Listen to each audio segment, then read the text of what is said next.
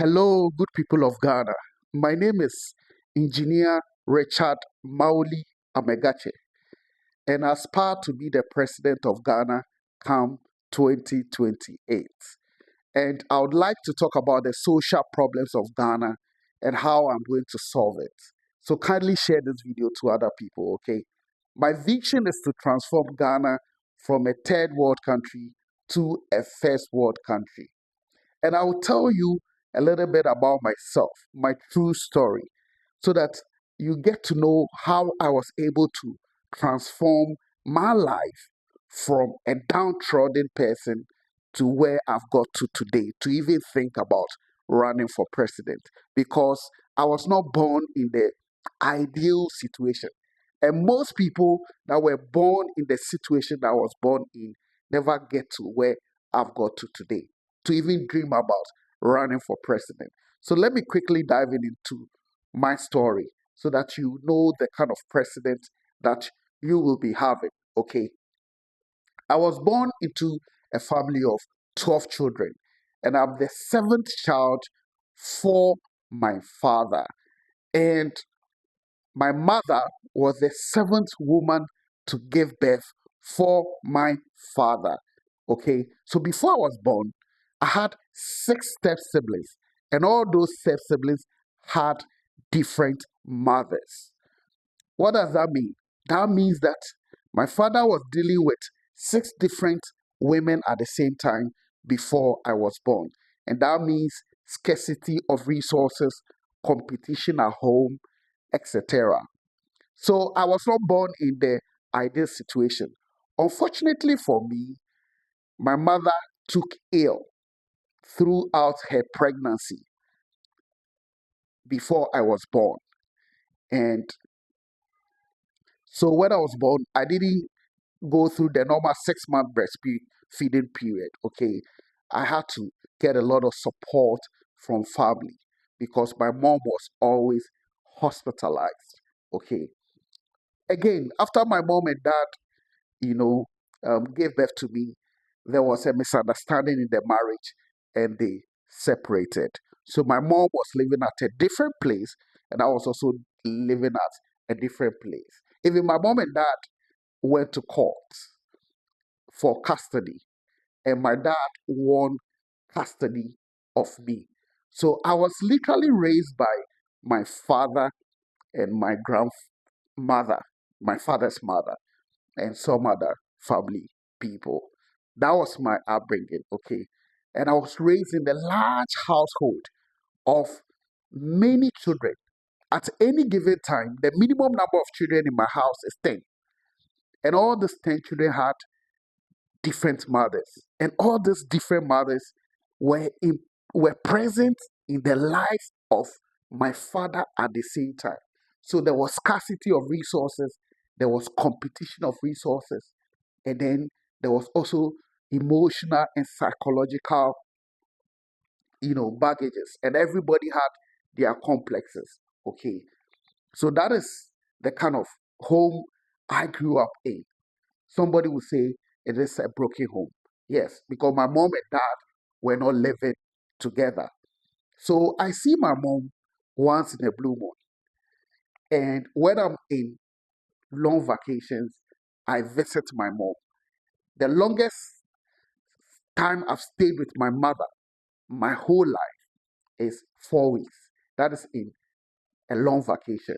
But usually I see my mom 2 days where she visits. She come on Friday and she leave on Sunday. And sometimes a whole month I see her 1 or 2 times. So I did not really grow up with my mom. It was my grandmother, my father's mother, that was rather present raising me and my father. But unfortunately, my mom's illness became worse. And every time my mom is sick, she's hospitalized. And that brought a lot of pain to me. I was always um, psychologically battled about the health of my mother. Because regardless, I love my mother. Every child loves their mother, isn't it? So I also love my mother. But her situation was such that she was always ill and she wasn't present most of the time. She was hospitalized. So there was a lot of emotional and psychological trauma that was going through even as a child growing up. And that affected me so much in many ways. Okay. But there was one advantage that I had. I was naturally born with high IQ. Okay. I had very high intellectual quotient when I was born. And that is a gift from God, I would say. I didn't do anything to have that. So I was doing well academically. So from primary school to JHS, I was the top of my class, and my least grade was maybe 85. I never made any grade less than 85. I was always scoring 100. I was straight A's, perfect score kind of student at the basic level, you know. And I even wrote exam for the whole Asojaman. The constituency that I grew up in is called Asojaman because I was born in Akosombo, okay? And I wrote exam for the whole Asojaman. I was first in maths, second in science, and third in English. And then I wrote for the whole Eastern region again. I was first in maths, the whole of Eastern region during my time, second in science, and second in English. The whole of Eastern region at that time. Okay. And that was not due to any special abilities because I wasn't a studious student. Okay. I never went for vacation classes. I was only born with a high IQ. And that is what took me through life most of the time. Unfortunately for me, when I got to senior secondary school, I think the first year or so, I lost my mom. My mom had a gory accident and she died. And that was the 10 of events, the major 10 of events in my life because as at that time, I was in my teenage age, and teenagers always go through a lot of psychological changes and emotional changes at that time. Okay. And then at the same time, okay, I was at a point in my life where I needed my mother more. And that time, my mom had an accident and she died. And that took a toll on my life. Trust me. I almost became a dropout. I was a science student, but I was having problems at home. You know, in my home, we were stepchildren and stepmothers. And it is the mothers that advocate for the need of their children. So when your mom is alive, she will fight for you to get resources. So if you need something, you tell your mother, and your mother will speak to my father on your behalf. But when I lost my mother, there was nobody to speak for me. So I was lagging behind in resources in terms of the competition that was in the house because nobody was advocating for me. I felt ostracized. I felt marginalized in my own house. Okay. And that affected me. I even became a dropout when my mother died because I could not handle it. I love my mom so much and I lost her. And that was like a major blow to me. It even took a toll on my academics. So, a typical straight A student, I became an average student. I was scoring 65, 70, 75, thereabout. And I couldn't handle the pressure, the emotional and psychological pressure that came in. And I became a dropout for some time. But I went back to school and then I finished up. But look at the unfortunate thing. When I finished secondary school, my elderly siblings, my step siblings, they were in the tertiary. And my dad was like, you know what? There's a lot of financial pressure on him. Okay. So I should stay home and work for some years so that the elderly ones will finish school. Then I can also go. I had no say. My mom, if my mom were to be alive, she wouldn't agree to such an agreement. But there's nobody to advocate for me. So I went to work. So I worked for about 5 years and I gathered money, okay, waiting for my elderly siblings to complete school before I go. And when they completed and I went to school, unfortunately, when I was in my first year in petroleum engineering, I lost my father also. Had I gone to school immediately after I left high school, I would have completed before my father died. But because I have to wait and work for some time. So before I went to the university, I had about 5 years working experience under my belt. And trust me, I bought my own university forms and I paid part of my fees. And my dad top up for me. But unfortunately, my dad also passed on and I became a full-time orphan. I lost my mom, I lost my dad, in a chaos environment where I had step siblings, stepmothers, no one was looking out for me, and I have to go through life by myself. I also had like younger ones. My mom's kids and with my dad, like I have a younger sister that became dependent on me. So just imagine I was a dependent myself and I had another dependent. And my kid sister had also completed secondary school and she wanted to move forward. And her responsibility became mine. It became very difficult finding ways and means to pay fees and also taking care of my junior sister by the benevolence of some other people and resilience. I was able to pay through the university and also take after my younger look after my younger sister to also complete nursing training college. Now she's a nurse at UGMC, a midwife at UGMC, okay? And I am now a petroleum engineer. Look at the kind of circumstances I was born in, okay? Look at what happened to me, losing my parents, my main survivors or benefactors, okay? Many people that I know that grew up in the circumstances that I grew up in couldn't make it to where I am now. A lot of them became dropouts at the JHS level or SHS level. Some of them too are in prison due to the vicissitudes of life. But through resilience, through focus, now I have become an engineer, making something out of my life, out of nothing. So when I tell you that I'll be able to transform Ghana from a third world country to a first world country, I'm saying it based on my own life example. When I was downtrodden, when I was marginalized, when I had nobody, and I had to fight to make something out of my life. Today, I sit at roundtable discussion with some of the richest people in Ghana. I sit with some of prominent people at roundtable discussion and they appreciate my views about issues. But people that also grew up in the same circumstances like me were not able to make it to my level.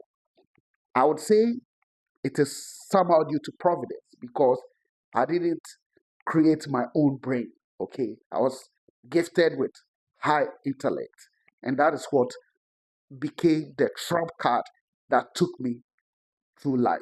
So when people meet me and they ask me, where's your mother? Dead. Where's your father? Dead. Where are your family members? I don't know them. But they look at my intelligence, the intellectual firepower, and how well I carry myself. They are propelled or they are compelled to invest in me, to support me. And that is what has brought me this far.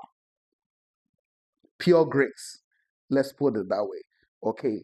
So I understand every single thing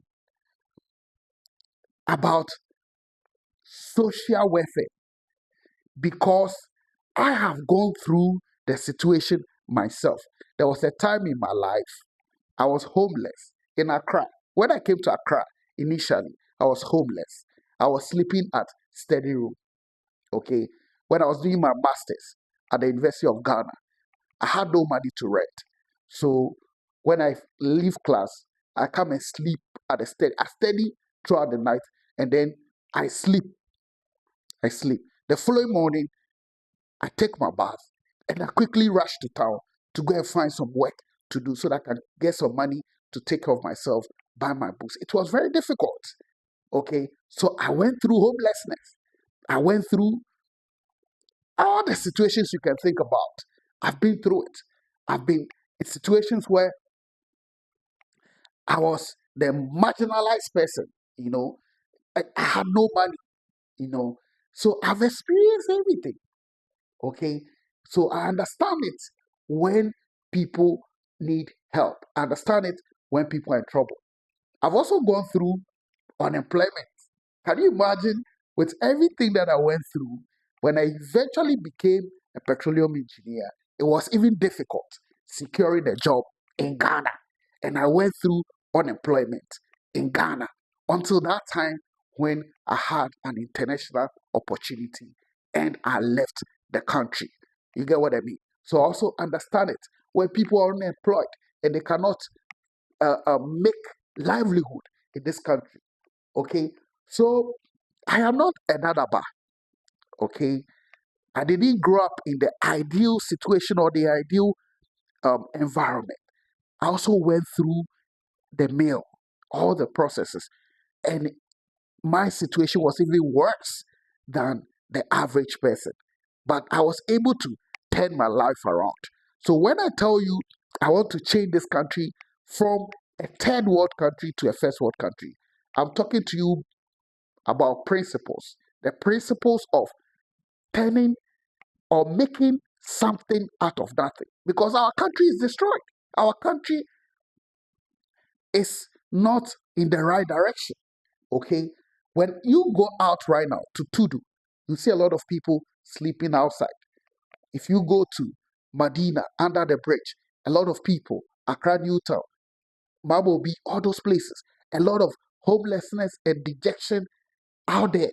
You pass Okologo traffic light, people are on the street begging, you know. So all these are social issues that must be addressed. And I've been through the process. So I understand how we can solve these social issues.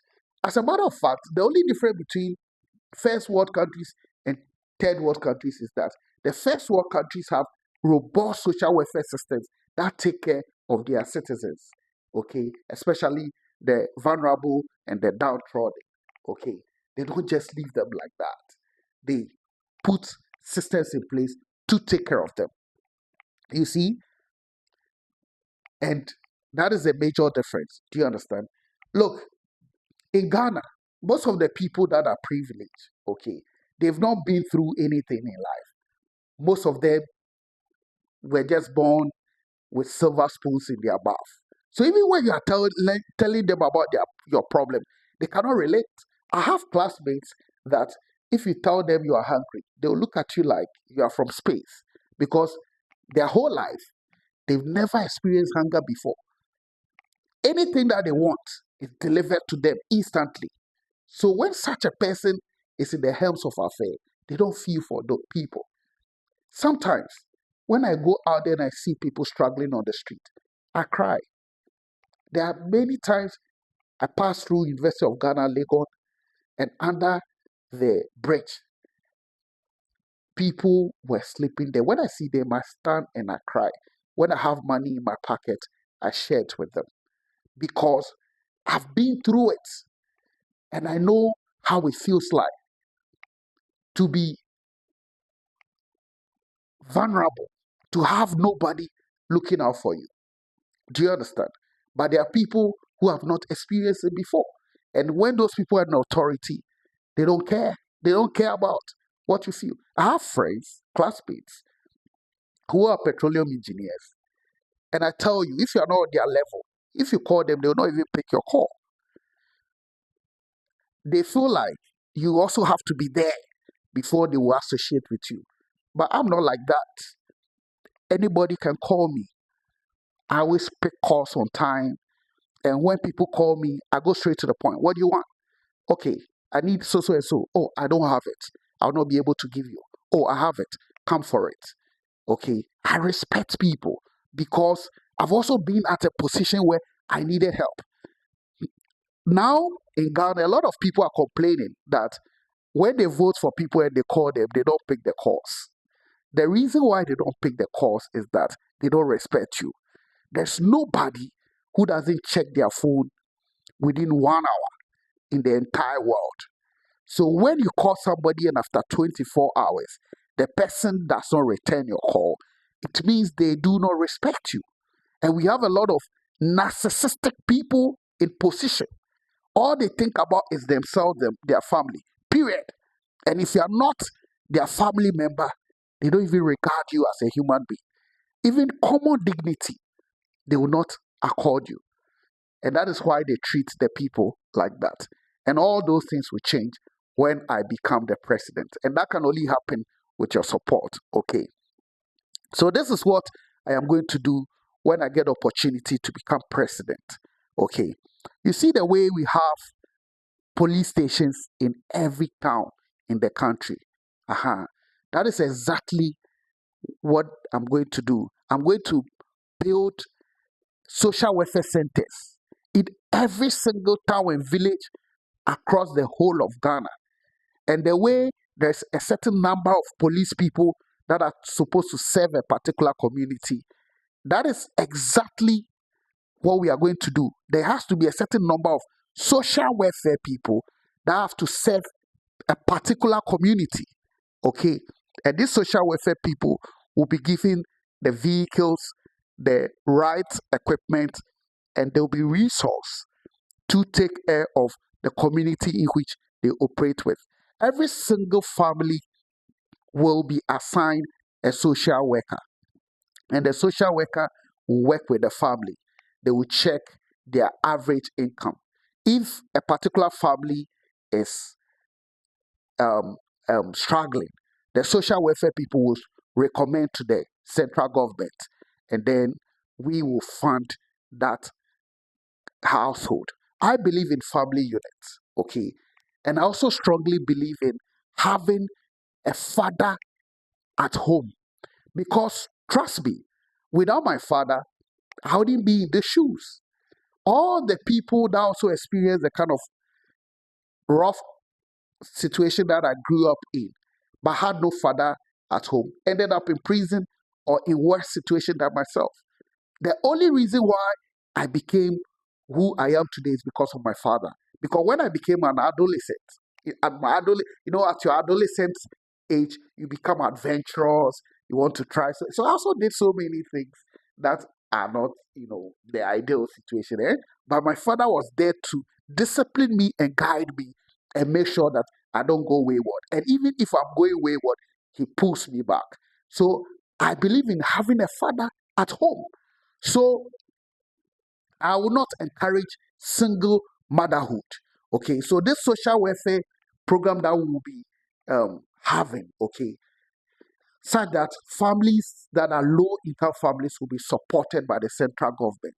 Okay, will only be given to household with a father at home, and the money will be given to the father to take care of the home, so that there will be cohesion, family cohesion. I want to see so many men being present at home, because they become the authority figures that mold the children, that groom the children to become responsible adults. I don't mean that mothers do not know how to raise children. There are so many people that have been raised by their mothers that have become fantastic human beings.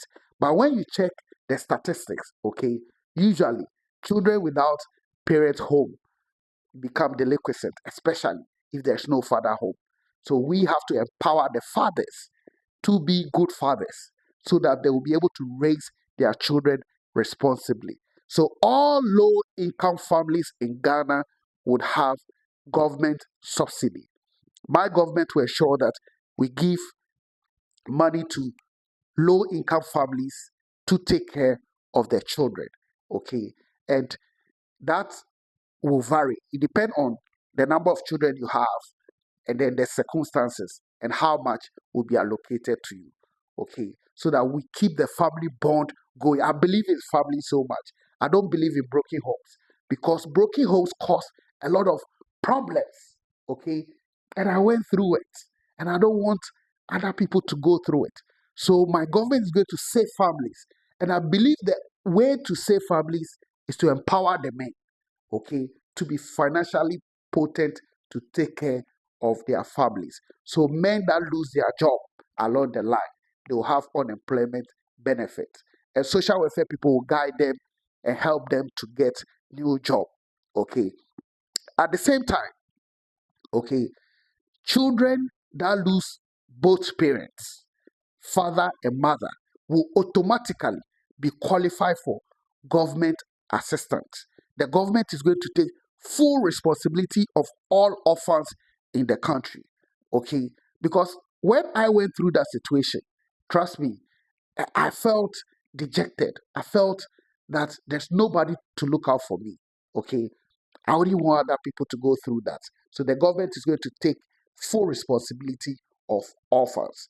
If it is my wish, all orphanages, all orphans at orphanage should be absorbed into families, because children do not only need material provisions, they also need care, they need love, they need psychological comfort, emotional comfort, and that is best provided in family unit. And we are going to strengthen families when I become your next president. Okay. We're also going to put policies in place to make sure that homelessness become a thing of the past. And that means that we have to look at our housing policy to make sure that house become affordable. I was always of the view that house rent should be 3 months, and we have to talk to landlords and all that and see how will be able to come to a good resolution to make housing very affordable. And that means that the government to have to invest in housing for the people, and my government is going to do that. Okay. The same way, you know, unemployment is a big thing. People go to school, they come out, and then they are unemployed. Like I told you, after I completed my university, I became unemployed until I got opportunity to leave the country. Okay. And I knew how it feels like when you don't know where your next meal is coming from, and every month your credit is 0 Ghana cedis. No, under the leadership of Richard Amegatse, I'm going to ensure that there's unemployment benefits. You'll be registered right from your various schools, and when you complete schools, all your applications, you work with your social worker to make sure that you file your applications to the various companies that you're applying for. And if there's evidence that you're actively looking for a job and you can't find it, then the government will give you some money to take care of yourself. See, all these things is possible. Okay. But usually, all the monies that have to go into these social welfare programs are stolen by politicians. Politicians who have not gone through situations themselves. Most of them are just people who rose out of privileges. Do you understand? Aha. I'm going to make sure that we save a lot of money from greedy politicians who want to siphon money to their personal ambitions, and take the money to the people and make sure that the money take care of the people. And we are going to do that. Okay. There's a lot more we are going to do to make sure that Ghana become a very healthy place for all of us to live. And that will include making sure that strictism become a thing of the past. Today, when you look at Ghana, even prominent people claim they are street, they are street, they are street. No, there's nothing to be proud of about streetism. Okay, rather, it is a government's responsibility to ensure that people become wholesome. Do you understand? There's no pride in identifying with the street when the street is not wholesome. Okay, so it's a government responsibility to make sure that streetism is minimized in the country, and my government is going to do that. And so the social welfare people will be empowered. They'll be given vehicles, motorbikes to go through the society. When they find someone loitering around, they will take data about the person, question the person, where are you from? If it is a family issue, they will follow up to their family and go and solve the issue. If it is a matter of dejection, we will find a way of, helping them so that people will stay out of the street and find something productive to do. And so, about roughly 800,000 social welfare jobs will be created. Our universities produce a lot of social scientists, psychologists. Legon produce a lot of psychology students. KNUST, they say, a lot of sociology, social science students. And most of these people come out and they become unemployed, or they go to jobs where they don't have the skill to work there because the social welfare system in Ghana does not give them the opportunity. But that will be turned around. There will be a strong social welfare department when I become president, and they will be visible in every single town in Ghana, and they'll be well resourced and paid well to deliver social welfare to the people. Okay, pregnant women will be catered for.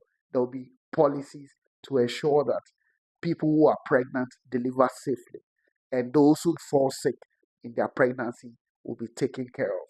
Their children will be supported. Okay, and we are going to do all that.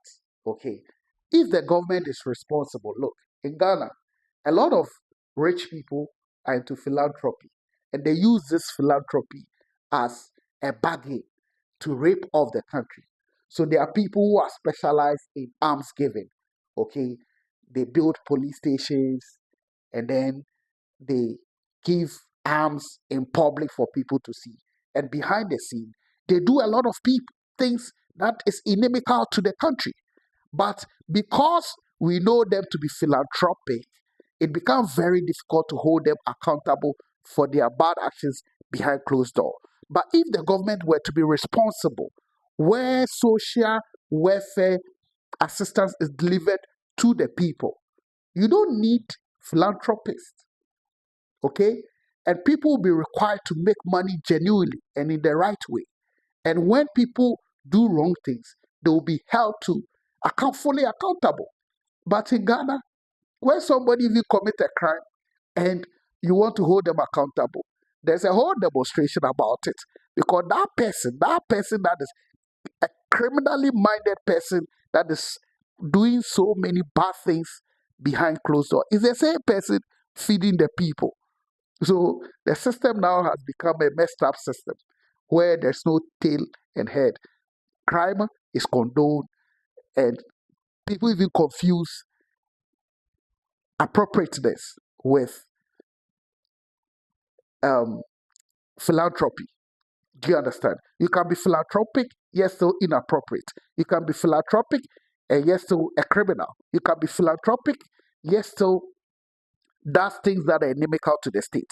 But if the government is responsible and we take care of our people, you will not have anything to leverage on to say you're a philanthropist. Hence, when you do something, we shouldn't hold you accountable. And the government of Richard Mawuli Amegatse is going to be a responsible government that will take care of the people, okay, and make sure that every Ghanaian live in dignity. And I promise that because I understand the system, I've gone through it, I've experienced it, and when I get opportunity, I will change things around.